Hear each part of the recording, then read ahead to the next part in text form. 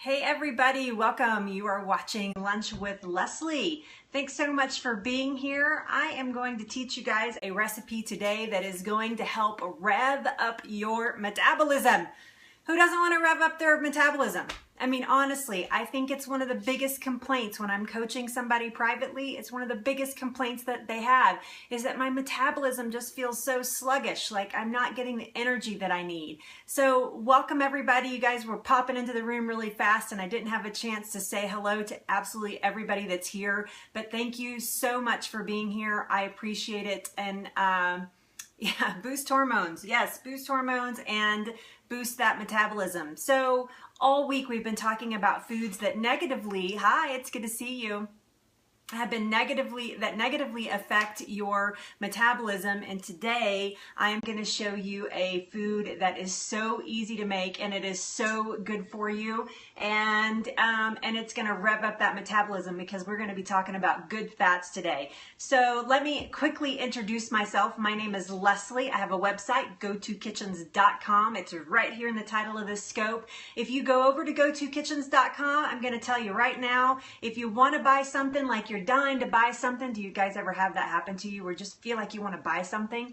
If you go to Go-To Kitchens and you think you want to buy anything, there's nothing for sale over there. You can't buy a thing. The only thing that I want you to buy is I want you to start buying into your own health, and that is what Go-To Kitchens is designed for, is to help you start a path on to health. So what do you guys think about my new lights? Do you like I love you too. Be careful. Oh, you're not driving. You're watching. You're the passenger cat, right? You are always on the road, Miss Cat. Always on the road. So, what are we making? It's like the mystery food. Yes, don't be scared of the fats. Don't fear the fats, or what I say. Don't fear the fats and don't fear the fruit. Yes, always on the road. So today we are going to make a really unique and super yummy salmon patty. And the reason that I have chosen salmon is because it's full of omega-3s. It's full, hey, it's good to see you. It's good. It's just full of omega-3 fats. And I remember salmon patties when I was a kid. My mom would make them, and it's actually one of my favorite foods, and I'd had no idea it was so good for me. Okay, good. Knitting dish towels and watching Periscope. What a wonderful drive.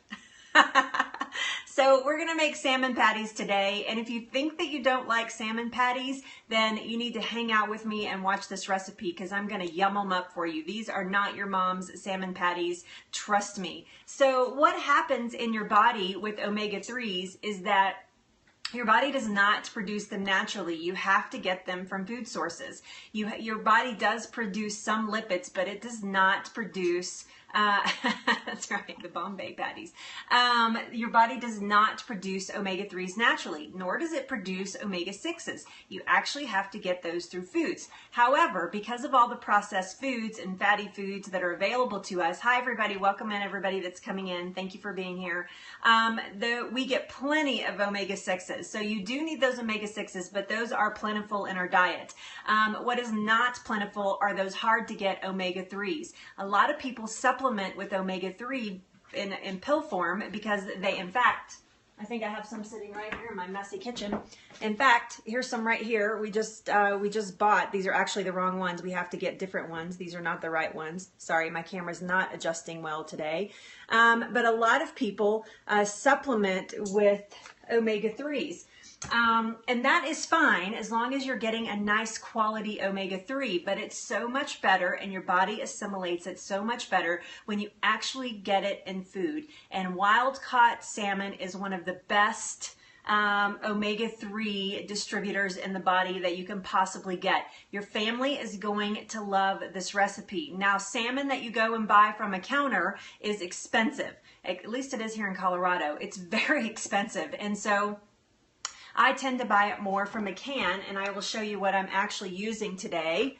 Again, sorry, let me get my camera there, time to adjust. This is a premium pink salmon, no artificial flavors. This is actually wild caught. I apologize. I try to get you guys there we go. This is wild caught You should be eating fish probably, you should be getting some sources of omega-3s every single day. But you should be eating fish. There you go. You can see that wild caught Alaskan salmon. But you should be eating some sort of oily fish at least 3 to 4 times per week. If that is not a possibility, there are other sources. You can also get omega-3s in walnuts, which is one of the best ways. Flax seeds have omega-3s, so you can include those in smoothies. Yeah, it's something I needed to work on too, Rosemary. So don't feel like you're behind the loop there, behind the boat, because no pun intended that we're talking about fish, but because a lot of people do not get enough omega-3s naturally in their diet, and that's why the supplement is so important and so popular among people. So how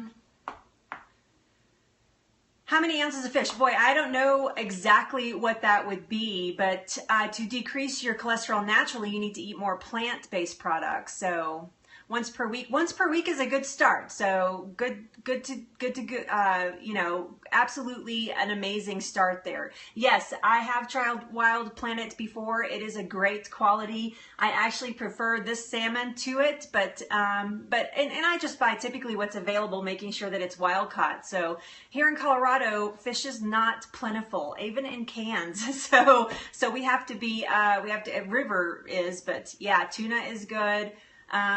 Tuna is absolutely a great source. The other one would be mackerel, anchovies. Those are all going to be an oily fish. So just think about an oily fish. Those are all going to have the omega-3s in them. Salmon is just the most readily available. So make sure that when you're eating tuna, that you're getting wild caught, Rosemary, and that it's not farmed tuna. So yeah, good to know. Okay. So let's just start right in with the recipe. So I have basically in my bowl here, I have taken 2 cans of wild caught salmon. Now you can see that it said that it was pink salmon. Have you guys ever been to the grocery store and they have nice, big, beautiful pink salmon steaks in the case? Yes, it can be. These are actually not too bad. This salmon in the can is actually pretty cheap. So yeah, so you get there and you think, oh, those are so beautiful. I love those. I want to eat those. And then you read the fine print on the label of the case that it's sitting in, and it says artificially colored. So natural salmon isn't that big, bright, beautiful pink. Unless you have just caught it and you are cleaning it yourself, then it will be. Yeah, you can get BPA-free cans as well. Yep, that's absolutely, this one's in a BPA-free can. Yes, it has dye in them, so you want to be super careful about that. So even though it's wild caught, they may be pumping it through. Through the food coloring process, and you're getting that big, beautiful pink salmon. So the fresher it is, the pinker it will be. When you get it out of a can, even though this says, yes, even though this says that it is pink salmon, you can see that it is not incredibly pink. Now, when it comes out of a can, it's going to have bones and skin in it. It's up to you whether you want to take those out. Those bones have actually they've been stored in oil, so they're very soft and very edible. They'll actually just crush right down. I take mine out. I actually don't like the bones. It's psychological for me, and I don't like the skin, although there is a ton of nutrients in that skin. But I'm thinking about what it looks like, and I'm thinking about when I'm serving it to somebody, their opinion of what it looks like. So I actually remove the skin and the bones out of the can. You can see I've done that with these. You can see in the can there, what's left there is skin and bones. So yes, and I do not throw these away. Let's just be crystal clear. I do not throw these away. I will actually put these in a little baggie. I will take them out of the cans. I'll put them in a little baggie and I will freeze them, and I will actually use them in a vegetable stock or in a stock later on, because again, you're pulling all of those nutrients out. And you know, in my kitchen, I don't throw anything away. We're going to use radishes today. These are the radish bits that were left over. All of that is saved and goes down into a stock at a later date. So anything that is food-based, that is plant-based, or even yeah, you can freeze it, absolutely. Oh, you're frozen? I'm sorry. Even things that are not plant-based, you can actually freeze and use over again in a stock. So I have just taken this and I have just crushed it down with my spoon. I've just crushed it down just like this. Super simple. Okay, made it a little bit more fluffy. So to this, we are going to add, I have organic radishes right here. So aren't they beautiful? My gosh, they're beautiful. I have some organic radishes. Now again, I save all of these radish tops and I use them in a stock. So somebody said that you're frozen. Is everybody still there? Are you frozen? Somebody let me know if you're frozen or not. I don't see any hearts or anything. So, oops, it just dripped. Okay. Okay, we're all good. Very good. Okay. Yeah, we've had some crazy stuff happening with Periscope. So, yeah. Okay, not frozen. Very good. Thank you. Thank you. Not frozen. Not frozen. Awesome. Thank you. Okay, so these are organic radishes. Now remember my rule that if you eat the peel, it's no deal. Meaning that if you're buying traditional produce, then if you're eating the peel, then you know the outside skin that it needs to be organic. So that's my rule. So when you're in, you don't have to worry about memorizing the Dirty Dozen or the Clean 15 or anything like that, unless you want to go, unless you're being super budget conscious, then you'll want to. But just remember, if you eat the peel, it's no deal. So we buy all organics in our house, even if we don't eat the peel, because I repurpose a lot of foods, and so I try to buy all organics. Even my pineapple rind. Next week, this pineapple, actually, I'm going to show you guys how to make a fermented drink from that pineapple rind, and I'm so excited about doing that. So anyway, that's totally off topic. But so everything that I buy is organic because I want my leaves and my produce to be organic. But if you eat the peel, it's no deal is the rule here. So these are organic radishes. So I've taken 3 of these large radishes like this, and I have grated them just using a simple grater. In fact, it's still dirty from when I did it. Just using a simple grater like this. I have grated them. You can stick them in a food processor, and this is what we come up with. So these nice, beautiful radishes just like this. And you could substitute onion. If you do onion, you want to do a lot less than these radishes.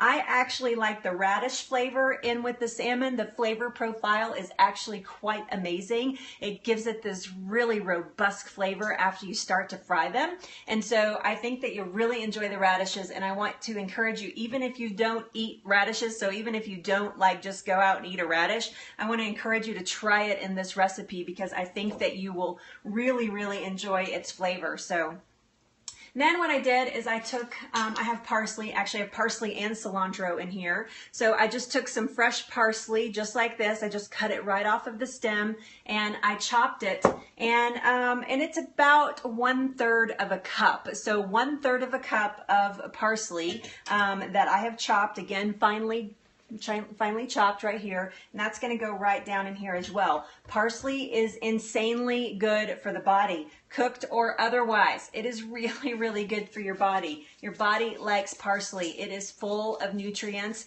that help you fight off disease. So parsley is a great thing. Next thing we're going to do is we're going to squeeze about the equal of about a tablespoon of lemon. Lemon is just going to brighten everything up. It's going to give it that zesty taste. It's going to give it a very, hey, it's good to see you. What are you doing on Periscope? Go enjoy the farm, for heaven's sakes. What are you doing? It's good to see you, though. I hope you're having a blast. If you guys aren't following Summer's Wellness, you guys need to follow him. He's at an organic, all responsible farm this weekend, and he's been scoping from there, and it's absolutely gorgeous. The animals are so happy that they live there. It's amazing. So about a tablespoon. So go follow Summer's Wellness there. Oh, nope. How about a tablespoon of lemon? Yep. Tablespoon of lemon right down in there. I just do it with my hands. We are going to add about a teaspoon of salt. Now you're going, salt? That doesn't look like salt. So this is actually red Hawaiian Alea salt. It actually has mineral properties. Cool. It actually has mineral properties in it that regular salt does not have. It's made from volcanic clay, and so it's super, super good for you. It just tastes like salt, quite frankly. I'm going to be doing this for a minute, so I'm going to talk while I do it. Squeeze in the bunny ears. You see the bunny ears? I love this little grinder. I put my specialty salts in there. So you're going to have about a teaspoon of salt in this. that again is going to work with the lemon and really brighten the flavors up and make you so happy. Your tongue is going to be so happy, your mouth is going to be so happy, and your gut is going to be really happy too. So yes. So I'm just eyeballing it here. I don't measure. I hardly measure anything unless I'm baking. Then I measure, but I hardly don't measure anything. And then we're going to add a dash, maybe a couple of dashes, because I like things a little spicy. I'm a little spicy that way. But of cayenne pepper. Sorry, my light does not like, my camera on my phone does not like these lights, although I think it makes everything else look good. So, so a couple of dashes of cayenne pepper. You could use black pepper. Cayenne pepper is actually really good for your metabolism, because your body's response to pain and heat, I know that seems ridiculous, but cayenne pepper is actually really super good for your metabolism. Actually, everything that we're putting down in here, because of the minerals in the salt, because of the vitamins and the antioxidants in the parsley, the same thing, the vitamins in the radishes and the omega-3s and the salmon, we are revving up the metabolism with this meal. Okay, so the next thing that we're going to do is we're going to put down 2 eggs. Now, if you are a vegan, you may want to skip this step. What this is going to do is this is actually going to help the salmon patties stick together, number 1. And number 2, it's going to provide us with even more protein. And then number 3, you're going to get some more omega-3s out of these nice pasture-raised eggs. Please use pasture-raised eggs even though you're cooking with them. I just recommend pasture raised, not free range, not cage free. Pasture eggs is what that you want to be looking for when you're looking for eggs. They are the best, organic, non-GMO, all that they've been fed non-GMO grains and all that sort of thing. So natural chickens, real chickens, eating real chicken food, not what we think they should eat. You can't see this at all, but this is a cup of almond meal. I use Bob's Red Mill. I know there's some people that have some controversy about that. To me, it's my favorite. I like the taste. I like the consistency. And so that's what we use. But yes, Bob's Red Mill. Yeah, yeah, yummy. That's amazing. Good for you. So we're going to put a cup of that, 1 cup of almond meal, almond meal right down in there. So that's all of your ingredients at this point.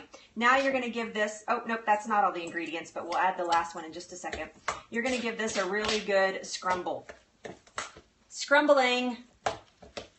Yes, pasture eggs are the best for you, for sure, for sure. So now we're going to give all this a really good scrumble. Can you see that? How beautiful that is? Makes an amazing flavor profile that you are going to love. Love, love, love. Scrumbling means stirring, by the way. If you're new to Go-To Kitchens, when I say that I'm going to scrumble something, that means I'm going to stir it up. You could use flaxseed, but you do need some sort of moisture in here. So, you must be a vegan, so you don't use eggs. If you're a vegan, then you probably know what your good substitute for eggs is. I'm not a vegan. Well, if you're a vegan, you're not eating this anyway. Never mind. It's fish. You're not eating it. But if you don't do any dairy whatsoever, then you probably know what to substitute there. I do not have a good substitute for the eggs, quite frankly. But you do need some moisture. I guess you could use, no, oil is going to make it fall apart. You could save some of the moisture. Not vegan, just don't eat eggs. Okay, you could save some of the moisture from the can of this, which is a little bit oily, but you could just save a couple tablespoons out of the can, and that would give you the moisture you need. But you're probably not going to get that crispness that you. Oh, no, I know what you can use. Use a sweet potato. So boil a sweet potato ahead of time, mash it, and then use that instead of the eggs. That would actually, it's going to change the flavor profile a little bit, but that is actually, yeah, that's actually going to give you, when you fry it, it's going to give you the correct consistency that an egg might. So yes, so boiled sweet potato would be your best bet with that. So that was like a trick question, and I think I did really good. I like trick questions. Thinking on my feet today. So the last thing, and this is totally optional, you can or cannot do, yeah, anything sweet potatoes, right? Yeah, you're going to get a whole nother bag of nutrients in there when you do that. Just keep in mind it is going to change the flavor a lot. So just, you know, it's going to make it a lot sweeter. So you might want to do something a little bit more savory. So maybe a few more radishes or even a touch of garlic to bring down the sweet out of the sweet potato. That would help the flavor profile a little bit, because you don't want that. You do not want that sweet potato to overpower the taste of the salmon, because then you'd be totally defeating the purpose of eating salmon. So here's a microplane. If you do not have a microplane, you know that I preach on the importance of a microplane. This is actually good for all kinds of garlics and different spices to grade them down into things. This is an amazing little tool. I highly recommend them. It's about 15 bucks, and I promise you it will sit in the dish strainer all the time because you're using it all the time. It is a great, great little tool. They have fancy ones now with like rubber handle. This is a first generation microplane. I bought them when they first came out, and I love it. So what I'm going to do now is, this is a pecorino cheese. This is actually, I buy my cheese locally. This is very hard to find, so I understand if it's something that you want to skip, but it is going to really ramp up the flavor of these particular salmon patties. So if you have a picky eater, if you have somebody that's like, I don't know, this is really going to ramp up the flavor and they're going to love it. So this is a really hearty pecorino. This is made from grass-fed cows. So this cheese is actually amazing. I have to buy it locally from a cheese shop. There's one in downtown. Hey Jen, it's good to see you. Downtown Fort Collins, and then I have another one in Loveland. So I have it readily available to me. If you, every once in a while, you can find it at Whole Foods or Natural Grocers or something, or even a Sprouts. These grass-fed cheeses, but this is a pecorino. You can substitute it. You do want a hard cheese that grates like this. And I use a fair amount of this in here because I really like the texture and the flavor. It's good to see you, Jen. Thanks for being here. I really like the texture and flavor. So there's Edison. Everybody say hi to Ed. Yep, you could use natural yeast. Oh yeah, that would be just fine as well. No cheese for you. I can see a pattern there, so no dairy for you. Make sure you're getting your calcium. Sorry. Must be somebody at the door. Make sure you're getting your calcium somewhere. So, yes, Edison is barking. So just make sure that you're getting your calcium somewhere in other formats besides your dairy. Make sure you're paying attention to that if you're not eating dairy. All right, you can see that I have put a fair amount of pecorino. I've put about 1 inch of this thin wedge of pecorino right down in here. Okay, you can't see it at all, but I have done that. There you go.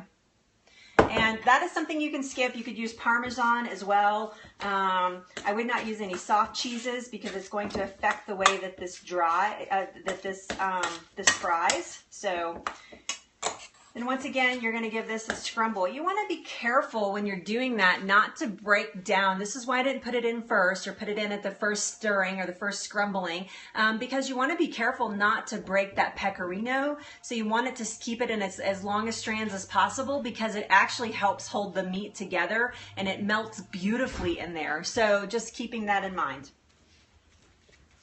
All right, so now we are all ready here. You guys give me just a second. We're going to change lighting and change. Hey, it's good to see you. We're going to change lighting, and I'm going to take my ring off. And we're actually going to go over to the stove, and we're going to form patties right as we put them down into the skillet. And I'm going to tell you why. So everybody bear with me for just a second.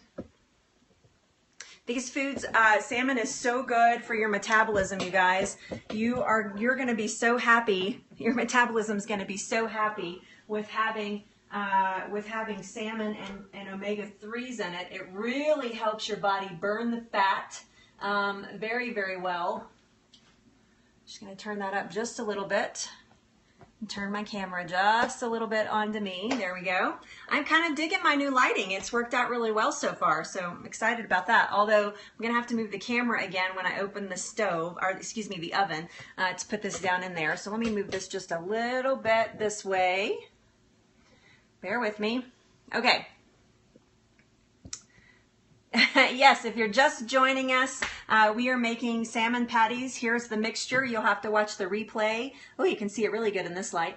You'll have to watch the replay, but so far we have salmon, radish, pecorino cheese, we have parsley, we have salt, we have cayenne pepper, and 2 eggs in this bowl. So that is, yes, so that's the next thing we're going to talk about, Rosemary, is we're going to talk about the type of oil that I use. I need a clean spoon. Excuse me just a second.